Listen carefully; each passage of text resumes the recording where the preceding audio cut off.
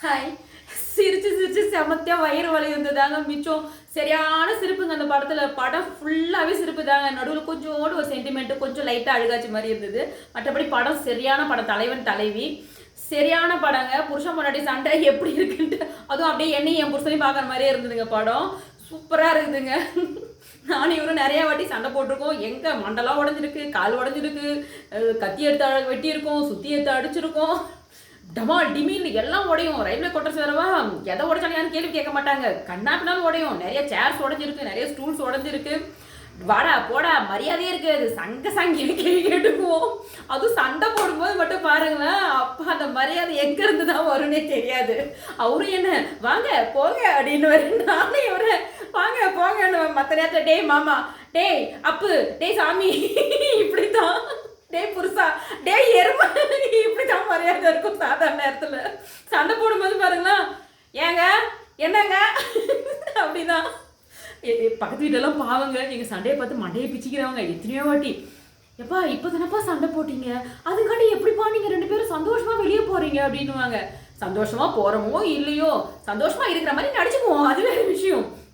அப்போ தான் மற்றவங்க மண்டையை பிச்சுக்குவாங்க. எங்கள் அப்பாலாம் பாவங்க ஆரம்பத்தில் சண்டைக்கு வந்து சமாதானப்படுத்த வந்துட்டு அவரு ஐயோ எப்பா இதுக்கு சண்டைக்கு வந்தோம் நம்ம தான் மூக்க உடச்சிட்டு போகணும்னு சொல்லிட்டு அவர் டீசெண்டாக ஒதுங்கிட்டாரு.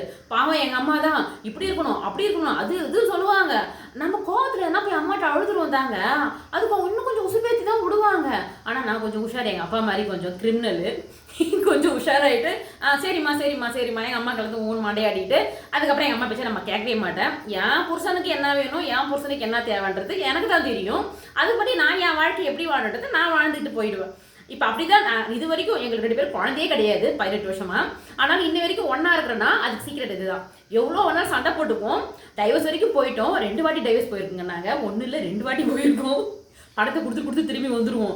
பாவம் அந்த லாயர்ல எங்களுக்கு கவுன்சிலிங்லாம் கொடுப்பாங்க. சார் எங்களுக்கு கவுன்சிலிங்லாம் வேணாம், எங்களுக்கு இப்போ டைவர்ஸ் தான் வேணும், கவுன்சிலிங்லாம் எங்களுக்கு தேவைப்படாது அப்படின்னு சொல்லிட்டு அப்படியே பாவம் அவர் ரொம்ப இதுவாக சீரியஸாக வந்து எல்லாத்தையும் ரெடி பண்ணி வச்சிருவார் டாக்குமெண்ட் எல்லாத்தையும். அப்புறம் ஒரு வாரத்துக்கு ஃபோன் பண்ணி இல்லை சார் கொஞ்சம் யோசிக்கணும், டைவர்ஸ் கொஞ்சம் போஸ்ட்பான் பண்ணிக்கலாம் அப்படின்னு சொல்லிட்டு சொல்லிவிடுவோம். அவர் இதுங்களுக்கு போய் நம்ம பண்ண வர அப்படின்னு சொல்லிட்டு அவரே கடுப்பாயிடுவார். பணம் அப்படியே போயிடுங்க. இதுதான் அந்த படம் அப்படியே எங்களுக்கு அமையுதுங்க. அப்படியே இப்போ சிரிச்சுக்குவோம், உடனே ஒரு நேரத்தில் அடிச்சுக்குவோம். அந்த ஒரு நேரம் அடிச்சுக்குவோம், அப்புறம் திருப்பி 2 மாதம் திருப்பி சிரிச்சுக்குவோம். நீங்கள் போய் தயவு செஞ்சு படத்தை பாருங்கள், அப்போ தான் புரியும் உங்களுக்கு நான் என்ன சொல்கிறேன்னு சொல்லிட்டு. ஆனால் இந்த கல்யாணமான பொண்ணுங்க தயவு செஞ்சு அவங்க அம்மா பேச்சை கேட்காதீங்க. வாழ்க்கை உருப்படாது. இது என் அனுபவத்தில் நான் சொல்கிறேன். அது நான் அனுபவத்தில் நான் ஃபாலோ பண்ணதுனால தான் இன்ன வரைக்கும் ஏதோ என் லைஃப் கொஞ்சம் ஸ்மூத்தாக போயிட்டு இருக்குது. ஆனால் எங்களுக்கு நடுவில் யாரும் பெருசாக யாரும் வந்துடலைங்க. நாங்கள் தனியாகவே இருக்கோம். தனியாகவே கல்யாணம் ஆனது தனியாகவே இருக்கோம். அதனால் எங்களுக்கு வந்து பஞ்சாயத்து பண்ணுறதுக்கோ சண்டை மூட்டி விடுறதுக்கோலாம் யாரும் பெருசாக இல்லை. ஃபோன் பண்ணி சண்டை மூட்டி விடுவாங்க. அப்படியே என் புருஷன் கொஞ்சம் முட்டாலாம் கிடையாது, கொஞ்சம் புத்திசாலி. நான் தான் கொஞ்சம் லூஸு. ஆனால் அவர் தான் எனக்கு சொல்லிக் கொடுப்பாரு எல்லாத்தையுமே வந்துட்டு. நிஜமாக நான் கொஞ்சம் லூஸு தான். அவர் தான் எனக்கு புரிய வச்சார்.